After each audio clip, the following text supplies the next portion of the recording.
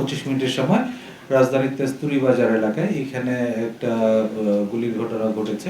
এই ঘটনায় একজন নিহত হয়েছে আর একজন গুরুতর আহত হয়েছে। এই ঘটনার প্রেক্ষিতে নিহতের স্ত্রী বাদী হয়ে তেজগাঁ থানায় একটি মামলা দায়ের করেছে। এ পর্যন্ত আপডেট রয়েছে। ইতিমধ্যে নিহতের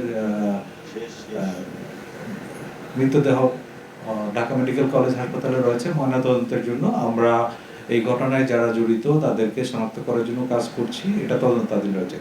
এটা একটা বিচ্ছিন্ন ঘটনা হিসেবে আমরা দেখছি, তারপরেও এই ঘটনার পিছনে অন্য কোনো কারণ জড়িত আছে কিনা বা কারা জড়িত তাদেরকে আইনের আওতায় নিয়ে আসার জন্য আমরা কাজ করছি। আমরা ঘটনাস্থলে সিসিটিভি ফুটেজ সংগ্রহ করেছি, সেটা বিশ্লেষণ করেছি এবং ঘটনায় যারা জড়িত সম্ভাব্য তাদেরকে সিসিটিভি ফুটেজ বিশ্লেষণ এবং গোয়েন্দা তথ্যের ভিত্তিতে শনাক্ত করার জন্য চেষ্টা চালিয়ে যাচ্ছি।